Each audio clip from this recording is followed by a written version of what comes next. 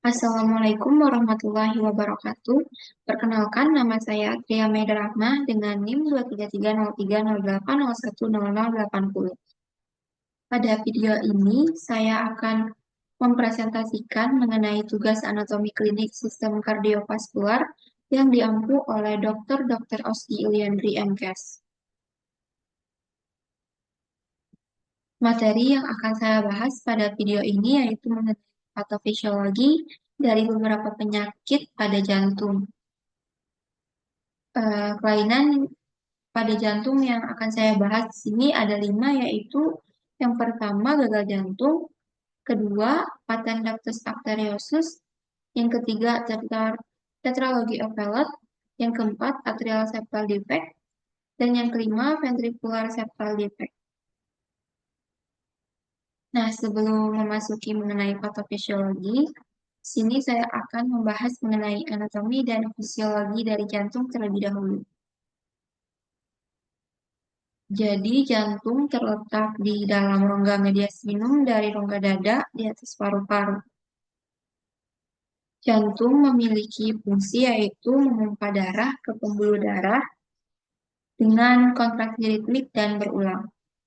Jantung yang normal terdiri dari 4 ruang, yaitu 2 ruang jantung atas dinamakan dengan atrium dan ruang jantung di bawahnya dinamakan ventricle yang berfungsi sebagai pompa.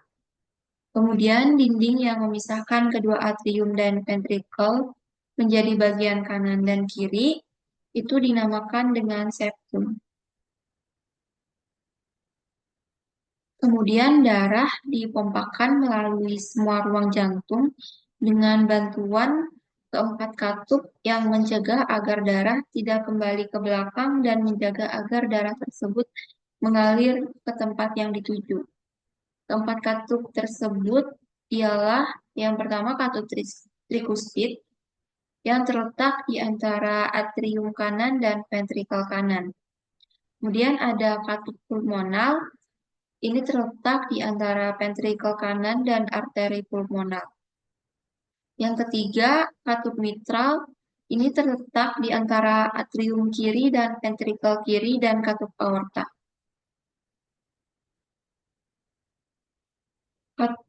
Katup mitral memiliki 2 daun, yaitu leaflet anterior dan posterior.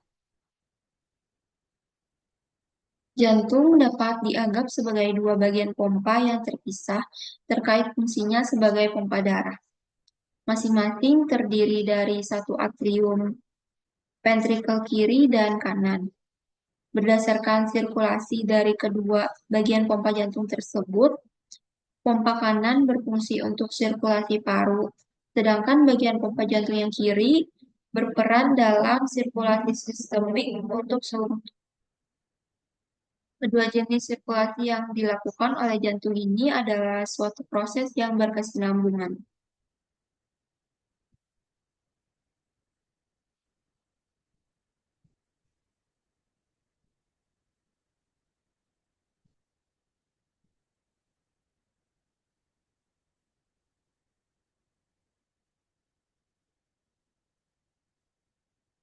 Ada 5 pembuluh darah mayor yang mengalirkan darah dari dan ke jantung. Vena cava inferior dan vena cava superior mengumpulkan darah dari sirkulasi vena dan mengalirkan darah biru tersebut ke jantung sebelah kanan. Darah masuk ke atrium kanan dan melalui katup trikuspid menuju ventrikel kanan, kemudian ke paru-paru melalui katup pulmonal. Darah yang biru tersebut melepaskan karbon dioksida, mengalami oksigenasi di paru-paru. Selanjutnya darah ini menjadi berwarna merah. Darah merah ini kemudian menuju atrium kiri melalui keempat vena pulmonalis. Dari atrium kiri, darah mengalir ke ventrikel kiri melalui katup mitral dan selanjutnya dipompakan ke aorta. Tekanan arteri yang dihasilkan dari kontraksi ventrikel kiri dinamakan dengan tekanan darah sistolik. Setelah ventrikel kiri berkontraksi maksimal, ventrikel ini mulai mengalami relaksasi dan darah dari atrium kiri akan mengalir ke ventrikel ini. Tekanan dalam arteri akan segera turun saat ventrikel terisi dengan darah. Tekanan ini selanjutnya dinamakan tekanan darah diastolik. Kedua atrium berkontraksi secara bersamaan, begitu pula dengan kedua ventrikel. Baik, selanjutnya kita akan memasuki mengenai penyakit-penyakit pada jantung. Yang pertama, gagal jantung.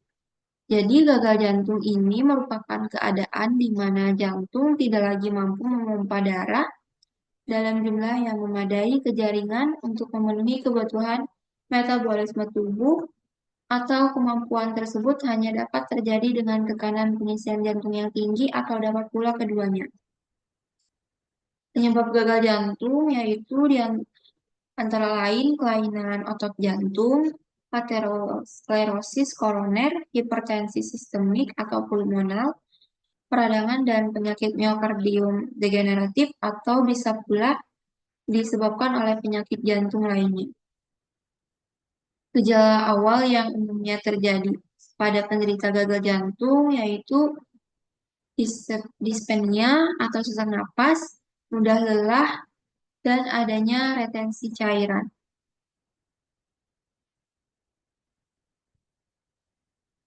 Nah, selanjutnya kita akan membahas mengenai patofisiologi dari gagal jantung. Jadi, terjadinya gagal jantung ini diawali dengan adanya kerusakan pada jantung atau miokardium. Hal tersebut akan menyebabkan penurunan curah jantung. Bila curah jantung tidak cukup untuk memenuhi kebutuhan metabolisme, maka jantung akan memberikan respon mekanisme kompensasi untuk mempertahankan fungsi jantung agar tetap dapat memompa darah secara adekuat. Bila mekanisme tersebut telah secara maksimal digunakan dan curah jantung normal tetap tidak terpenuhi, maka setelah akan itu timbul gejala gagal jantung.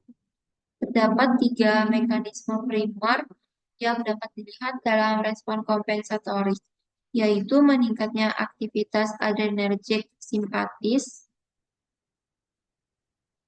meningkatnya beban awal akibat aktivasi sistem renin, angiotensin, aldosteron, dan hipertrofi ventrikel.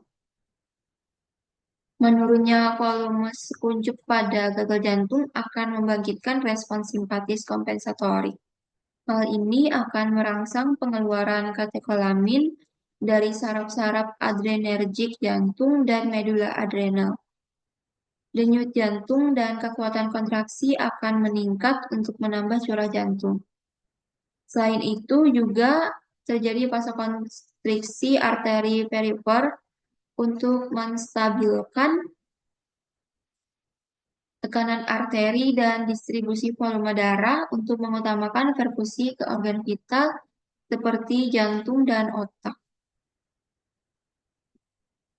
Aktivasi sistem renin, angiotensin, aldosteron akan menyebabkan retensi natrium dan air oleh ginjal.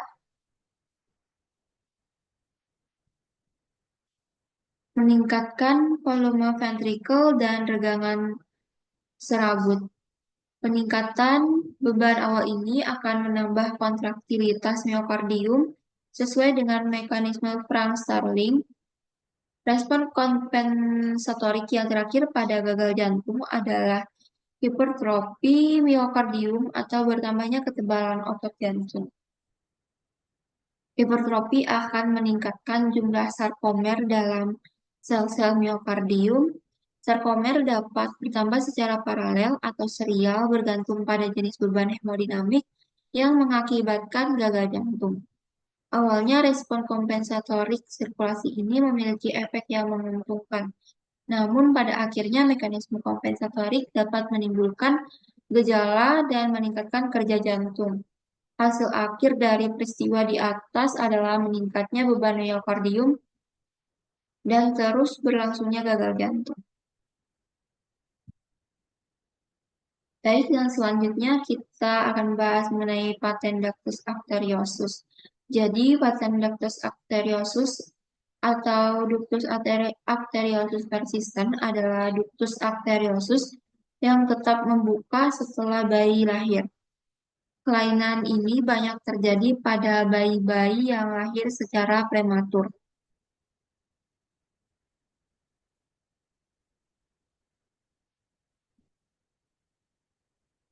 PDA ini disebabkan oleh ductus arteriosus yang tetap terbuka setelah bayi lahir. Jika ductus arteriosus tersebut tetap terbuka setelah penurunan resistensi vaskular paru, maka darah aorta dapat bercampur ke darah arteri pulmonalis.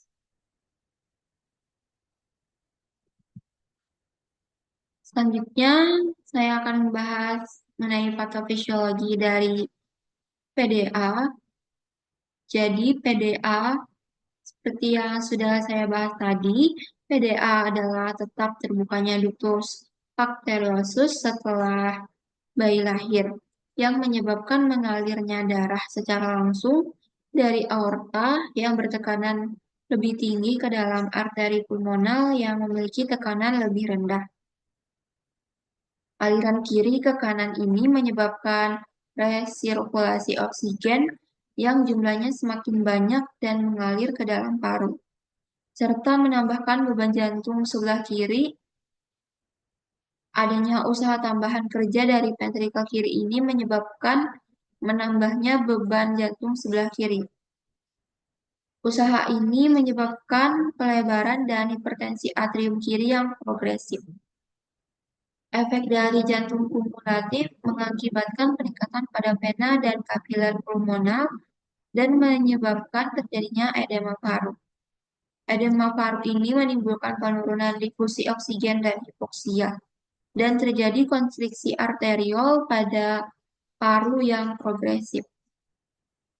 Hipertensi pulmonal dan gagal jantung kanan dapat terjadi jika keadaan ini tidak dikoreksi melalui penanganan medis atau bedah.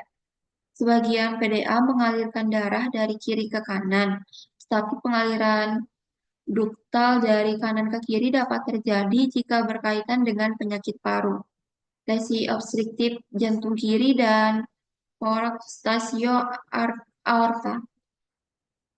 Penutupan PDA terutama bergantung pada respon konstriktor dari ductus terhadap tekanan oksigen dalam darah.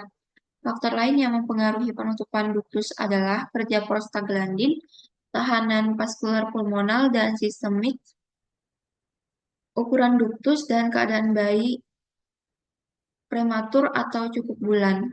PDA lebih sering terjadi pada bayi prematur seperti yang sudah saya bahas tadi, dan kurang dapat ditoleransi dengan baik oleh bayi karena mekanisme kompensasi jantungnya tidak berkembang baik. Dari pilok kiri ke kanan itu cenderung lebih besar. Selanjutnya, ini mengenai tetralogi of Fallot. Jadi, tetralogi of Fallot merupakan penyakit jantung bawaan sianotik yang paling banyak ditemukan, kurang lebih 10% dari seluruh penyakit jantung bawaan. Nah, salah satu manifestasi yang penting pada tetralogi of Fallot adalah terjadinya serangan sianotik yang ditandai oleh timbulnya sesak napas mendadak, napas cepat dan dalam, sianosis bertambah, lemas, bahkan dapat disertai dengan kejang.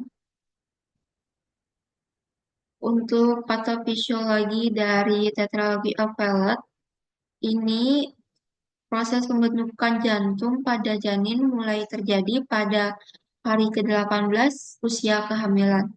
Pada minggu ketiga, jantung hanya berbentuk tabung yang disebut dengan fase tubing. Mulai akhir minggu ketiga sampai minggu keempat usia kehamilan, terjadi fase looping dan septasi, yaitu fase di mana terjadi proses pembentukan dan penyekatan ruang-ruang jantung, serta pemisahan antara aorta dan arteri pulmonalis. Pada minggu kelima sampai dengan minggu ke-8, pembagian dan penyekatan hampir sempurna.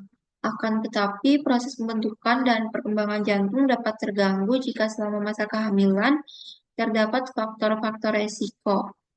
Kesalahan dalam pembagian trunkus dapat berakibat letak aorta yang abnormal, timbulnya penyempitan pada arteri pulmonalis, serta terdapatnya defek septum ventricle.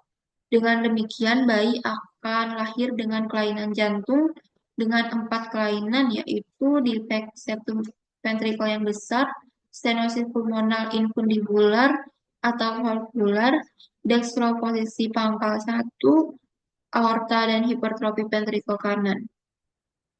Derajat hipertrofi ventrikel kanan yang timbul bergantung pada derajat stenosis pulmonal. Pada 50% kasus stenosis pulmonal hanya infundibular, pada 10% sampai 24% kasus kombinasi infundibular dan valvular, dan 10% kasus hanya stenosis valvular. Selebihnya adalah stenosis pulmonal peripat. Hubungan letak aorta dan arteri pulmonalis masih di tempat yang normal. Overreading aorta terjadi karena pangkal aorta berpindah ke arah anterior mengarah ke septum. Derajat overreading ini bersama dengan defek, defek septum ventricle dan derajat stenosis menentukan besarnya pirau kanan ke kiri. Karena pada tetralogi Ovelot terdapat 4 macam kelainan yang bersamaan.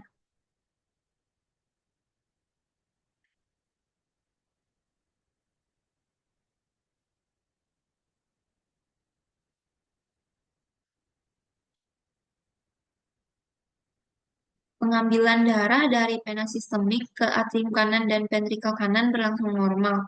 Ketika ventrikel kanan menguncup dan menghadapi stenosis pulmonalis, maka darah akan dipintaskan melewati defek septum ventricle serta ke dalam aorta.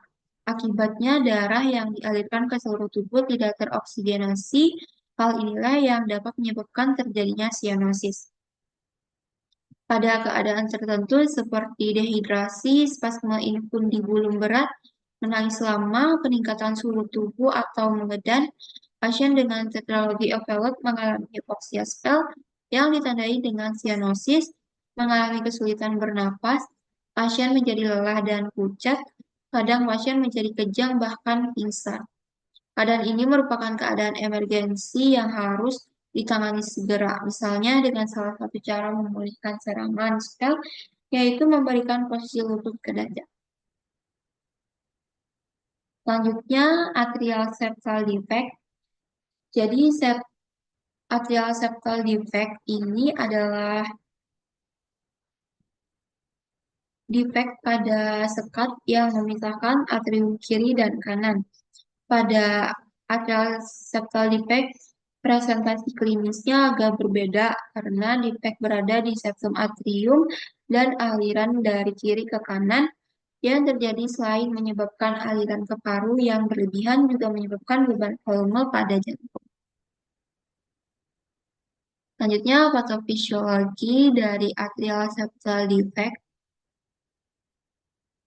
Aliran pirau kiri ke kanan melewati defek septum atrium mengakibatkan kelebihan beban volume pada atrium kanan, ventrikel kanan, dan sirkulasi pulmonar. Volume pirau dapat dihitung dari curah jantung dan jumlah peningkatan saturasi oksigen pada atrium kanan pada stadium awal tekanan dalam sisi kanan. Jantung tidak meningkatkan dengan berlalunya waktu dapat terjadi perubahan vaskular pulmonal. Arah aliran yang melewati pirau dapat terjadi pada hipertensi pulmonal berat. Darah aternal dari atrium kiri dapat masuk ke atrium kanan melalui defek sekat ini. Aliran ini tidak deras karena adanya perbedaan tekanan pada atrium kiri dan atrium kanan. Tidak begitu besar, atau tekanan pada atrium kiri 6 mm hektogram dan pada atrium kanan 5 mm hektogram. Adanya aliran darah menyebabkan penambahan beban pada ventrikel kanan, arteri pulmonalis, kapiler paru-paru, dan atrium kiri. bilasan besar, maka volume darah yang melalui arteri pulmonalis dapat 3-5 kali dari darah yang melalui aorta. Dengan bertambahnya volume aliran darah pada ventrikel kanan dan arteri pulmonalis, maka tekanan pada alat-alat tersebut naik dengan adanya kenaikan tekanan.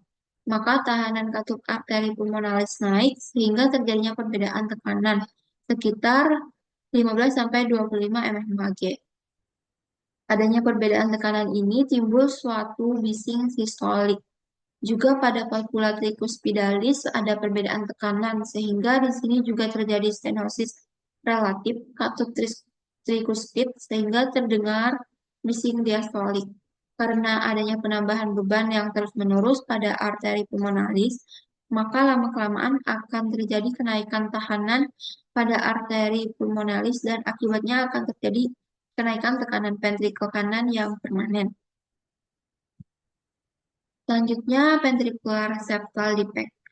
Jadi, ventricular septal defect ini adalah kelainan jantung berupa lubang pada sekat antara ventrikel jantung menyebabkan kebocoran aliran darah pada ventrikel kiri dan kanan jantung. Hal ini menyebabkan sebagian darah kaya oksigen kembali ke paru-paru, sehingga menghalangi darah rendah oksigen memasuki paru-paru. Malformasi jantung yang paling sering meliputi 25% penyakit jantung bawaan. Gejala utama dari ventricular septal defect ini yaitu gangguan pertumbuhan, sulit ketika menyusu, napas pendek, dan juga mudah lelah. Selanjutnya, patofisiologi dari ventricular septal defect.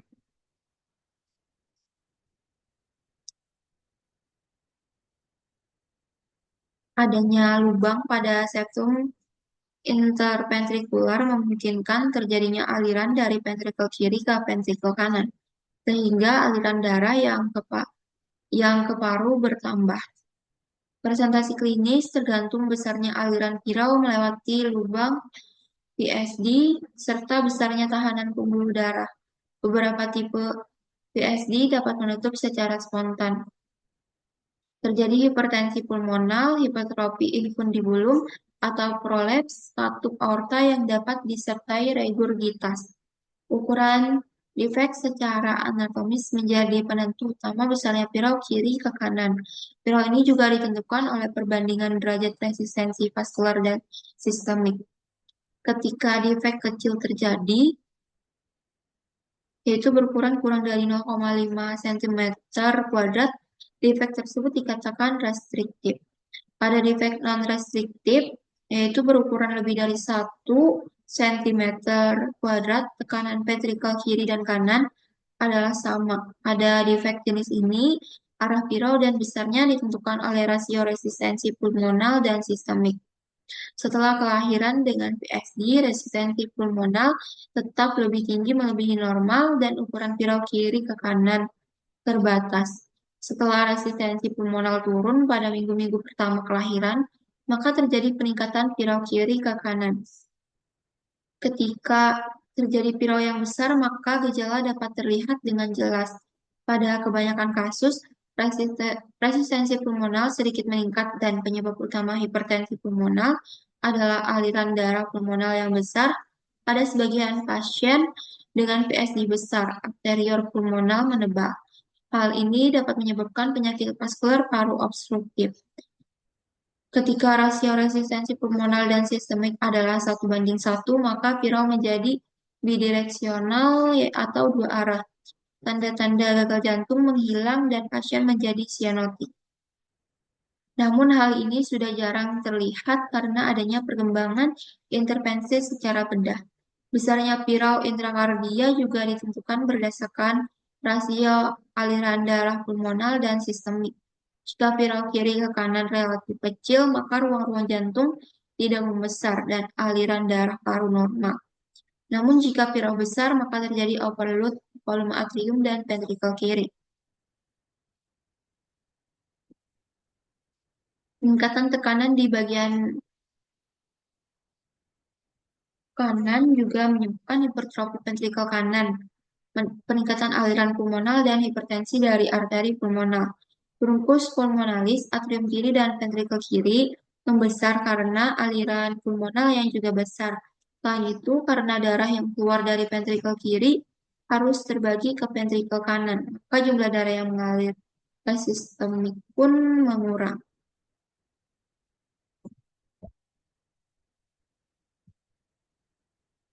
Baik, mungkin itu saja yang dapat saya sampaikan pada video ini. Mohon maaf jika ada salah. Mohon maaf apabila ada salah dalam pengucapan. Semoga dapat bermanfaat. Terima kasih. Wassalamualaikum warahmatullahi wabarakatuh.